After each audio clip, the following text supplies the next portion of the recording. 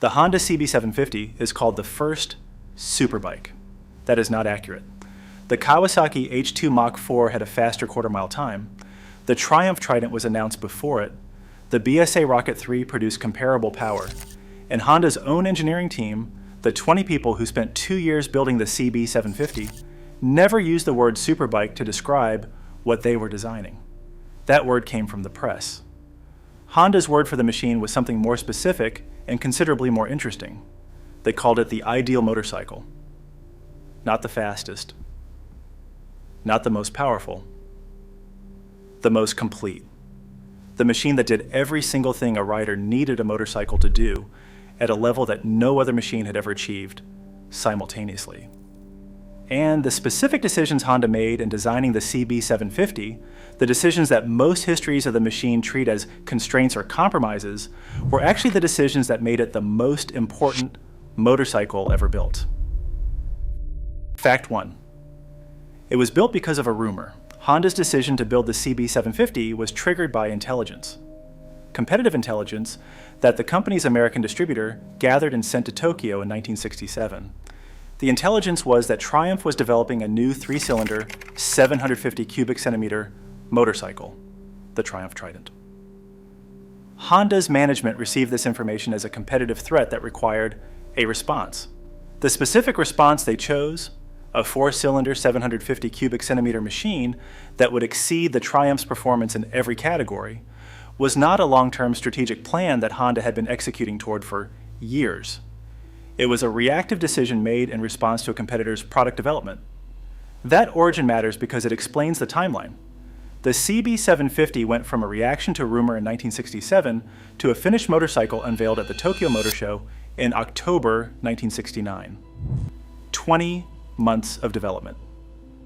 For a machine that produced a completely new engine configuration, a new electrical system taken from the automotive world, a new hydraulic front disc brake that no production motorcycle had previously used, and a frame and chassis package that set the handling standard for the decade that followed. The Triumph Trident, the machine Honda built the CB750 to beat, was indeed unveiled first in 1968, before the CB750. The Triumph 3-cylinder was a genuinely capable machine that under normal competitive circumstances might have defined the performance category for the decade. It arrived first. Honda's response beat it so comprehensively that the motorcycle press forgot the Trident existed within weeks of the CB750's Tokyo unveiling. The rumor Honda acted on was accurate. The response Honda built was extraordinary. And the machine that defined the motorcycle industry for 50 years was, at its origin, a reactive decision made in 20 months by 20 engineers responding to competitive intelligence about a 3-cylinder motorcycle from Coventry, England. Fact 2. The sandcast engines are valuable for a reason nobody fully explains. If you know CB750 collecting, you know the sandcast engines. The earliest production CB750s, roughly the first 2,000 machines produced, all from 1969, used a sandcast engine case rather than the die-cast case that all subsequent production used. The story that gets told about the sandcast engines is that Honda couldn't produce them at scale, so they switched to die casting. That is partially true. The full story is more revealing. Honda's production target for the CB750 was 1,500 units per year. That was the number their market analysis suggested the machine would sell. The number they needed to produce per day, working backward from the annual target, was approximately 5 machines. The sandcast process was adequate for that volume. Then the Tokyo Motor Show happened. Thousands of riders crowded the CB750 display. The press coverage was not a motorcycle press story. It was a general interest story. Mainstream Japanese newspapers covered it. American automotive press covered it. The machine drew attention from people who had never previously attended a motorcycle show. Within weeks of the Tokyo unveiling, Honda's orders exceeded their annual production target. Not their monthly production target, their annual one. Honda needed to produce not 5 machines per day, but 100. The sandcast process that was adequate for 5 could not scale to 100. Honda was forced to develop die casting capability for the engine case, a process they had not planned for that required new tooling, new facilities, and significant engineering work completed under extreme production pressure. The sandcast engines are valuable not because they are better machines than the die-cast engines that followed. They are not. The The die-cast engines are more dimensionally consistent. The sandcast engines are valuable because they are evidence of a moment, the window between when Honda revealed the machine and when Honda understood what they had revealed. 2,000 motorcycles built before the world had finished deciding that this machine was different from everything that preceded it. Fact 3. Honda deliberately built it to be slower than they could have made it. This is the fact that the first superbike narrative consistently misframes, and the BART video at 857,000 views covers it from a technical angle without fully stating its implication. Honda knew how to make a high-revving, inline 4-cylinder engine. Their race engines of the mid-1960s, specifically the RC166, a 250 cubic centimeter 6-cylinder race engine that revved past 18,000 revolutions per minute and powered Honda to Grand Prix dominance in 1966, demonstrated a level of engineering sophistication that the CB750 production engine did not approach. Honda could have built the CB750 to rev to 15,000 revolutions per minute. They chose plain bearings instead of the rolling bearings their race engines used. They chose a single overhead camshaft instead of the double overhead camshaft the CB450 already used. They chose 2 valves per cylinder instead of 4. Every one of those choices reduced peak power.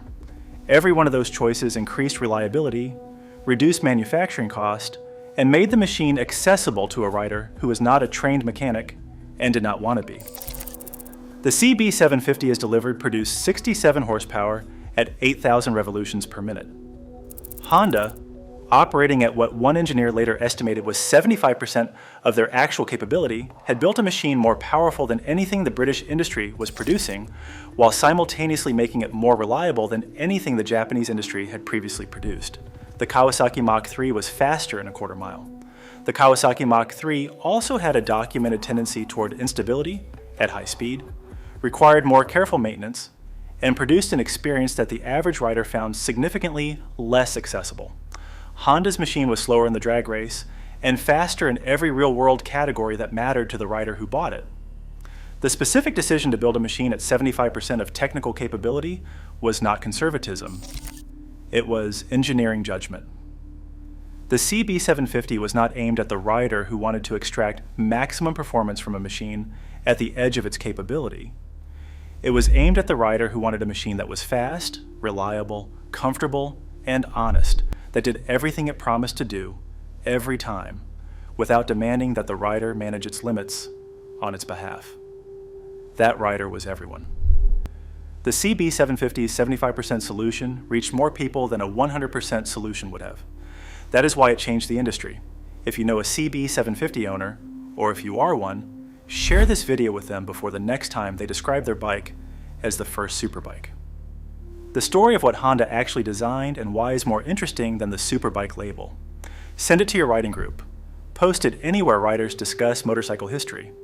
The facts that change how you see a machine you thought you knew are always worth sharing. Fact 4. The disc brake was an accident. The CB750 was the first production motorcycle to feature a hydraulic front disc brake. This is presented in every history of the machine as a deliberate design decision, Honda's commitment to performance, Honda's willingness to invest in new technology, Honda's understanding that braking was as important as acceleration. The actual origin is more interesting. Honda's engineers were developing the CB750 brake system and were aware that disc brake technology existed in the automotive world but had not been applied to production motorcycles. The dominant motorcycle braking technology in 1967 was the drum brake. Good drum brakes, the Triumph TLS units, the Honda CB450's drums, were adequate for the machines of the era. Nobody had definitively established that production motorcycles needed anything more. During development, Honda's engineers obtained an aftermarket disc brake conversion that had been made for the CB450. It was a prototype assembly, not a production unit. They tested it. It was significantly better than the drum brake it replaced. Not marginally better. Significantly. The stopping distances, the modulation, the feel under repeated heavy braking, all substantially improved. Honda made the decision to develop hydraulic front disc brakes for the CB750 based on this test. Not because the disc brake was planned as a feature from the beginning, because an engineer had found an aftermarket conversion for a different model, tried it, and understood immediately that this was the direction the industry needed to go. The CB750's disc brake, the feature that every motorcycle manufacturer in the world had adopted by the mid-1970s, the feature that is now standard on every motorcycle produced on Earth, came from an engineer finding an aftermarket part for a different bike and having the judgment to recognize what it meant. Fact 5. Honda predicted they would sell 1,500 per year. They were selling 1,500 per month. The sales projection that Honda used internally when committing to CB750 production was 1,500 units per year for the American market. This projection was based on Honda's experience with their existing large displacement models. The CB450, which was by objective measure a superior sporting machine to the Triumph Bonneville it competed with, was selling in numbers that Honda's management considered respectable but not exceptional. There was no reason to expect the CB750 to perform dramatically differently. The Tokyo Motor Show response changed the projection immediately. By the time Honda's American distributor had processed the response to the public unveiling, the 1,500 annual unit projection had been revised to 1,500 per month. The machine was selling 12 times faster than Honda had planned for. The practical consequence was that Honda faced a production crisis of extraordinary proportion. They had tooled for a machine that would sell at one rate, and they needed to produce at 12 times that rate. The sandcast engine cases gave way to die casting. New facilities were commissioned. Production schedules were rebuilt from the ground up. What Honda had done, which they had not fully understood when they decided to build the machine, was not just compete with the Triumph Trident. They had created an entirely new category of buyer. The CB750's combination of performance, reliability, comfort, and price at $1,495 was significantly cheaper than the Triumph Trident, cheaper than the BSA Rocket 3, and cheaper than the Harley Sportster. It reached riders who had previously decided that a serious performance motorcycle was beyond their means. The person who bought a CB750 in 1971 for $1,295 at a Honda dealer in Austin, Texas, and rode it from Austin to Virginia Beach, where he was stationed in the Navy, had not previously been a Triumph customer, or a BSA customer, or a Harley customer. He was a Honda customer, a person for whom the combination of price, reliability, and performance made the decision to own a serious motorcycle possible for the first time. Honda had not taken market share from their competitors. They had expanded the market. Fact 6.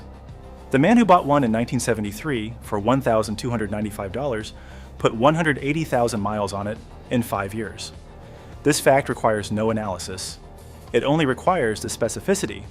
Robert Nierengarten bought a Honda CB750 K2 in New York City in 1973 for $1,295, a leftover model that the dealer was current year pricing. He had previously owned a Triumph Bonneville and a Triumph Trophy 650.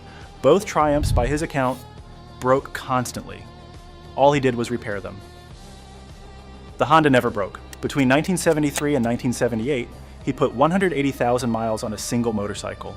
The most miles he rode in a single day was 700 miles, 2 up with his girlfriend. He was 19 or 20 years old when he bought it. That is not a testimonial about a motorcycle. That is a documented performance record. 180,000 miles in 5 years on a machine that cost $1,295. At that mileage and that pace, Nierengarten was averaging 36,000 miles per year, roughly 100 miles per day, every day, for 5 years, including a 700-mile day with a passenger. The Triumph Bonnevilles he had previously owned were considered among the finest motorcycles available in the world at that time. He spent his time repairing them. The Honda he maintained and rode. The difference was not rider error or bad luck or unusually demanding conditions. It was the specific engineering decisions Honda had made.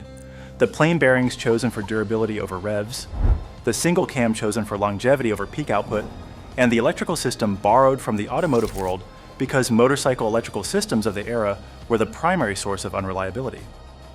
Honda had built a machine for a man who wanted to ride 180,000 miles. He just had not found that man yet when they designed it. Fact 7. It killed the British motorcycle industry, but not the way you think. The common narrative is that the CB750 killed the British motorcycle industry by being better. Better performance, better reliability, better price, This narrative is accurate and incomplete. The British motorcycle industry of the late 1960s was not killed by a single machine being better. It was killed by a management and labor structure that was incapable of responding to a better machine with a better machine of its own. Triumph's management in 1969 was aware of the CB750. They had seen it at the Tokyo Motor Show. They understood what it meant. The Triumph Trident, the 3-cylinder, 750 cubic centimeter machine that Honda had built the CB750 to beat, was a genuinely capable motorcycle that could have been competitive with the CB750 if Triumph had been able to produce it at scale with consistent quality at a competitive price. They could not. The British motorcycle industry was operating with a manufacturing infrastructure that had not been meaningfully updated since the 1940s. The labor relations at the British factories, the same labor dynamics that were simultaneously afflicting British automotive manufacturing, meant that production changes required to compete with Japanese quality standards were practically impossible to implement at the speed the market required. The CB750 did not kill Triumph and BSA and Norton by being better than their products. It killed them by being better at a price point and production volume they could not match, at a moment when their internal structures made matching it impossible. The British factories had been building high-quality machines for skilled riders in small quantities at high prices. That model worked in a world where the competition operated similarly. It did not work in a world where Honda could produce 1,500 machines per month that were more reliable, more accessible, and cheaper. The CB750 was not a weapon aimed at the British industry. It was a product aimed at the American rider who wanted the ideal motorcycle. The British industry's inability to respond was the cause of its collapse. The CB750 was the condition that exposed it. Fact 8. The Hondamatic CB750 existed, and it worked. In 1976, Honda produced the CB750A, the Hondamatic. It was a CB750 with a 2-speed, semi-automatic transmission. There was no clutch lever. You chose between drive and sport mode, and the transmission managed the shifts. The Hondamatic is almost universally treated in motorcycle history as a curiosity. Honda's experiment in making the CB750 accessible to riders who had not developed clutch technique, an interesting footnote that the market correctly rejected in favor of the standard manual transmission machine. The Hondamatic owners, however, tell a different story. The man who bought a CB750A in the late 1970s and still rides it describes it as an absolute blast. A conversation piece everywhere he goes, extremely reliable, and genuinely fun to ride. The 2-speed, semi-automatic transmission that the motorcycle press dismissed as a compromise produced for certain riders in certain conditions a riding experience that the manual transmission CB750 did not.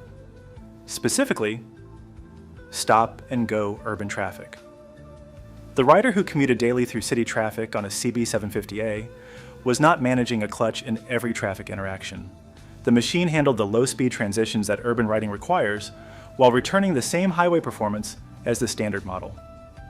For its intended use case, accessible, urban capable, daily rideable, the Hondamatic was not a failure. It was a machine that was not well served by a motorcycle press that evaluated it on the track, rather than in the conditions it was designed for. The CB750A sold in modest numbers. It is not remembered fondly by the motorcycle press. The people who own them remember them as genuinely good motorcycles that serve them well. The gap between those two assessments is the gap between what critics value and what riders actually need.